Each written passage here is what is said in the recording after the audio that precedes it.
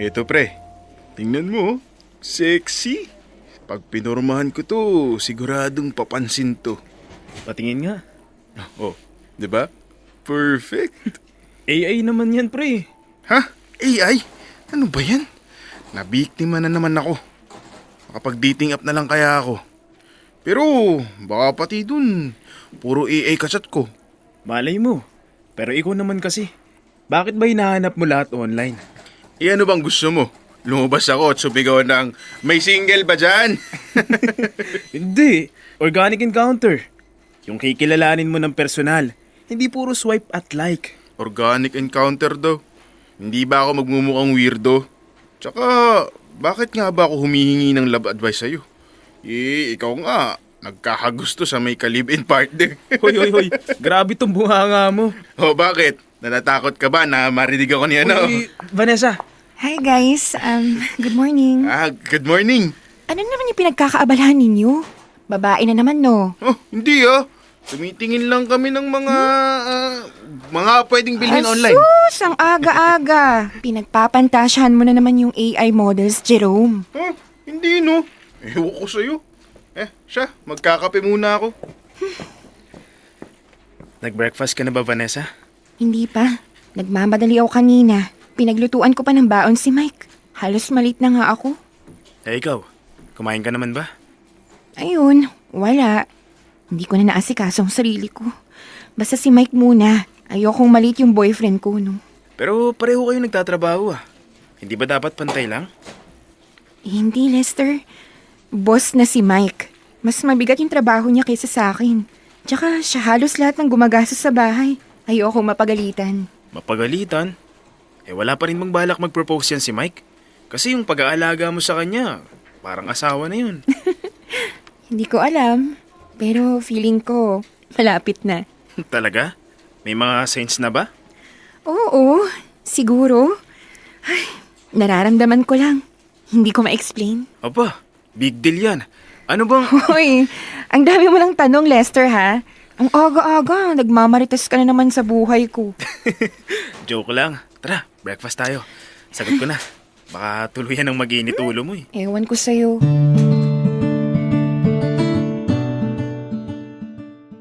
Dear Love, ako si Lester. Single sa edad kong 20s. Sa totoo lang, alam ko naman na dapat siguro nag-e-explore pa ako. Gaya ni Jerome, na para bang hobby ang paghahanap ng the one. Pero iba pala talaga kapag tinamaan ka. Kahit anong pilit mong umiwas, kahit anong sabihin mo sa sarili mong hindi tama, may mga taong basta na lang pumapasok sa buhay mo. At hindi mo namamalayan, araw-araw mo na palang hinahanap. Si Vanessa ang taong yon para sa akin. Hindi ko alam kung paano nagsimula.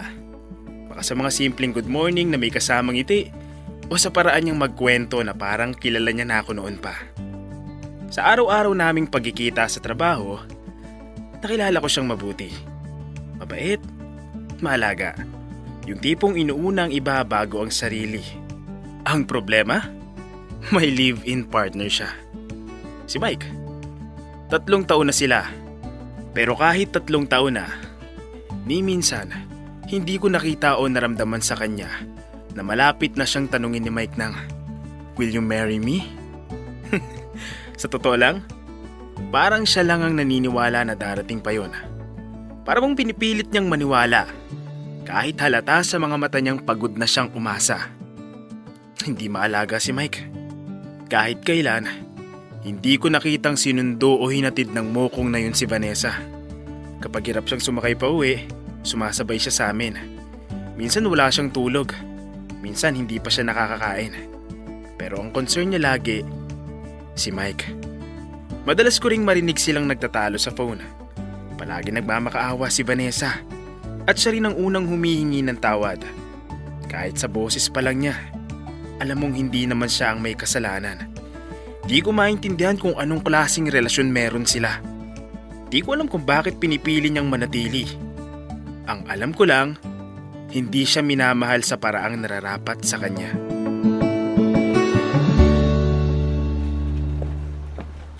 Good morning, Vanessa. Morning, Lester. Okay ka lang? Oo, okay lang ako. Teka, basa ba yung nasa braso mo? Hindi. Nauntog lang ako sa aparador namin. Vanessa, basa yan. Isa pa namumutla yung labi mo. Okay ka lang ba talaga? Oo nga, Lester. Okay nga lang ako. Vanessa, aminin mo. Sinasaktan ka ba ni Mike? Vanessa, hindi tama yan. Nagkasagutan lang kami nung kaninang umaga. Kahit na. Hindi ka dapat pinagbubuhatan ng kamay ng kahit sino. Ano ba nangyari? Nakalimutan ko kasing plansyahin yung polo niya. Gagamitin niya pala yun sa event nila. Nakalimutan ko kasi. Nakatulog ako sa pagod ko kagabi. Nangatwiran ako. Nagtaas ako ng boses kaya ayun, nagpang-abot kami. Vanessa, hindi mo naman kasalanan yun. Kasalanan ko, Lester. Hindi ako nagiging mabuting partner sa kanya. Ako naman talaga dapat ang nag-aasikaso. Vanessa, hindi mo deserve to. Kahit kailan. Halika, dadaling kita sa klinik. Hindi na, Lester. Hindi pwede. Ayoko malaman ng mga tao dito na ganito ang nangyari sa amin. Ayoko makarating sa trabaho niya. Baka kung ano pang mangyari. Eh di ako na lang ang pupunta sa klinik. Kukuha ko ng cold compress. Huwag ka munang gumalaw dyan, ha? Lester, sandali. May hihingiin sana akong pabor. Huwag mo sanang ipagsasabi to kahit kanino, ha? Please. Oo, Vanessa. Makakaasa ka. Ang sakit. Ang sakit makita na nasasaktan si Vanessa. Pero ang mas masakit pa, alam kong kaya ko siyang alagaan. Kaya ko siyang mahalin sa paraang hindi niya pa nararanasan. Hindi ko alam na ganito na pala kalala ang dinadanas niya kay Mike. Akala ko tampuhan lang, pagod lang, o maliit na away na malalampasan nila. Pero hindi pala. May pasana, may luha, may takot. At kahit nakita ko na siyang unti-unting nauubos, hindi ko siya makumbinsi na iwan si Mike. Dahil ayaw niya. Dahil sa kabila ng lahat, pinipili niya pa rin. Kaya ang kaya ko na lang ay distract siya. Pasayahin, pakalmahin, bigyan ng kahit maliit na pahinga sa gulo ng mundo niya. At sa bawat ngiti na nakikita ko, sa bawat pagkakataong natatawa siya dahil sa simpleng biro ko, doon ako nabubuo. Masaya ang puso ko kapag nakikita ko siyang masaya. Pero sa bawat ligayang binibigay ko sa kanya, meron ding kirot na bumabalik sa akin. Dahil gustong gusto ko siyang ipagdamot, hawakan, alagaan, protektahan. Pero paano mo ipagdadamot ang isang taong hindi naman sa'yo?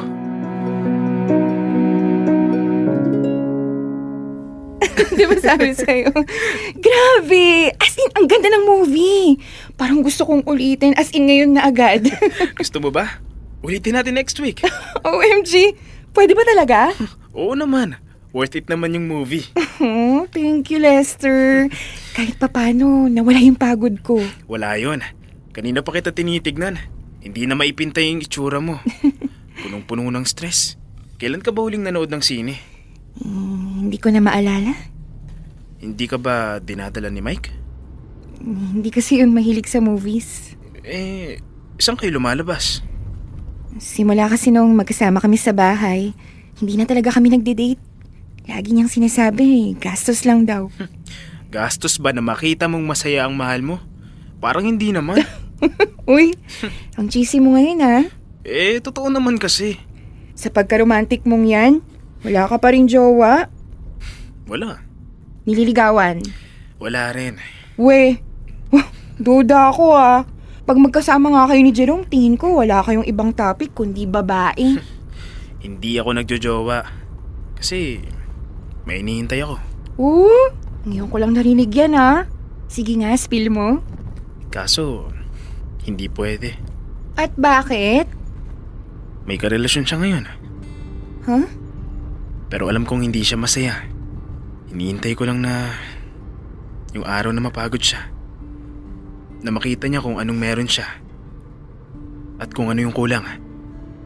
Kapag dumating yon, Sisiguraduhin kong nandoon ako para saluhin siya.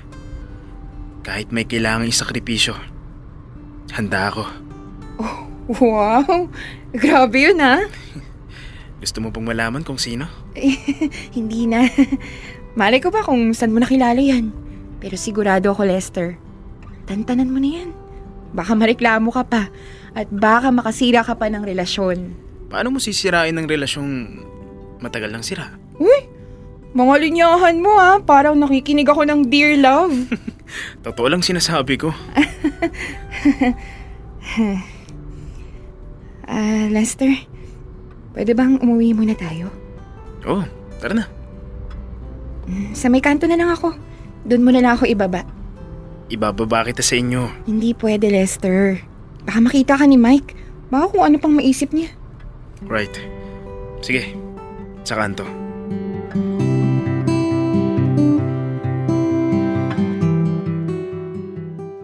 Naging mas malapit kami ni Vanessa nitong mga nakaraang linggo. Parang hindi ko na namalayan kung paano nagsimula. Isang hatid, isang sundo, isang simpleng okay ka lang, na unti-unting naging parte na ng araw niya. At araw ko, ako na ang naghahatid sa kanya tuwing hirap siyang makauwi. Ako na ang nag-aalaga sa kanya sa opisina. Sa mga umagang pagod siya, sa tanghaling hindi siya kumakain, sa mga gabing umiiyak siya nang hindi niya namamalayan. Ako ang nagiging pahinga niya. Kahit panandalian lang. At sa bawat sandaling magkasama kami, ramdam ko na masaya siya. Ramdam ko na gusto niya rin ako, kahit hindi niya sabihin. Pero ang ganitong saya, may hangganan pala. Hindi ko alam kung saan. Hindi ko alam kung kailan. Pero ramdam ko na papalapit kami sa linya na bawal tumawid. At kapag nalampasan namin yon, may mga pusong siguradong masasaktan.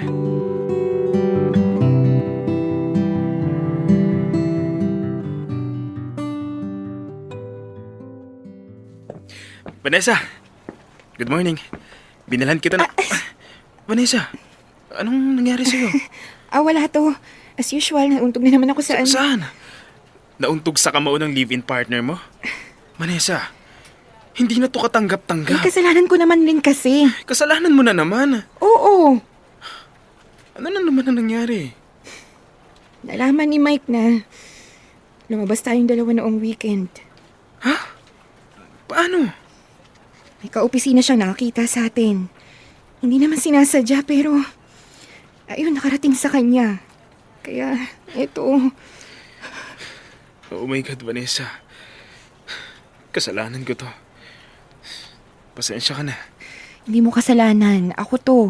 Ako yung pumayag na lumabas kasama ka kahit may boyfriend ako.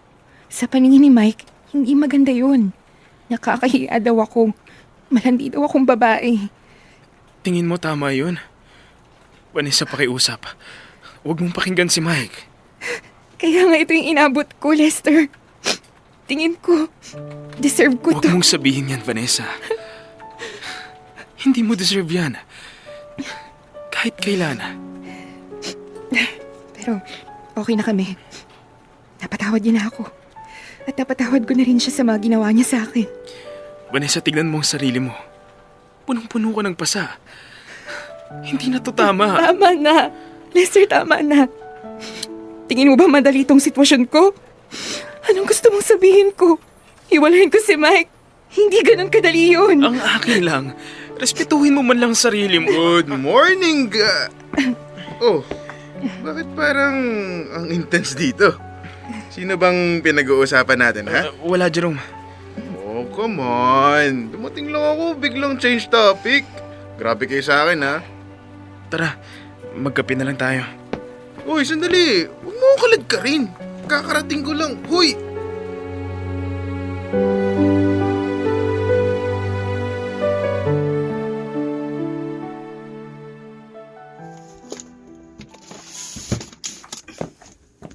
Talagang Sabado ka pa pumunta para magligpit ng gamit, ha? Anong ginagawa mo rito? Alam kong iiwasan mo ako. Alam mo kasing tutol ako sa pagre-resign mo. Oo. Alam kong ikaw magpapagulo ng isip ko, Lester. Si Mike ang may gusto nito, di ba? Oo. Kung yan ang gusto mong marinig, Bakit? Natatakot ba siyang makita mo kung ano ang tunay na pag-aalaga? Natatakot ba siyang may ibang kayang magmahal sa'yo ng tama? Hindi na siya komportable na umaaligid ka sa akin, Lester. Kung yun talaga ang dahilan, wala akong magagawa. Pero sabihin mo sa akin, Vanessa, gusto mo rin ba ako? Hindi tama to, Lester. Sagutin mo ako! Ano ba, Lester? Sagutin mo ako! Gusto kita! Araw-araw kong pinoproblema kung paano ako tatakas dito. Dito sa nararamdaman ko para sa'yo dahil mali. Eh bakit hindi mo maiwan si Mike? Bakit, Lester? Tingin mo ba, lahat ng sakit ko mawawala kapag iniwan ko si Mike? At sumama ako sa'yo? Eh paano kung sabihin ko sa'yong oo? Ano mangyari sa atin, Lester? Wala! Pareho lang tayo ng sinasahod. Ano ipapakain mo sa akin?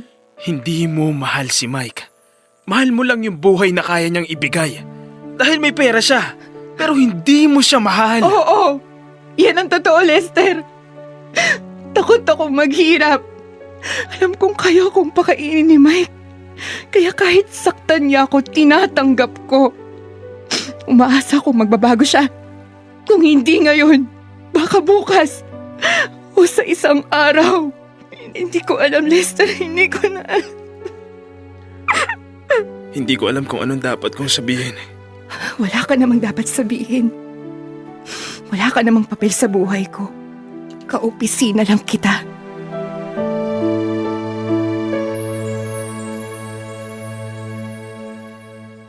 Dear love, daig pa ng mga sinabi ni Vanessa ang saksak. Pero alam kong sinasabi niya lang yun para layuan ako. Para hindi ko na siya pigilan. Kilala ko ang ngiti niya, ang tawa niya, ang paraan ng pagtingin niya sa akin.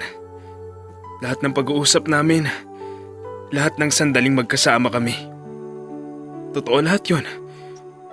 Pero sabi nga nila, hindi mo matutulungan ng taong ayaw tulungan ng sarili.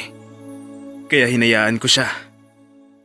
Hinayaan kong piliin niya ang mundong alam kong sumisira sa kanya. Umaasa na balang araw, matauhan siya. At kapag dumating yung araw na yon, andito pa rin ako. Handa ko pa rin siyang saluhin. Dahil mahal ko siya.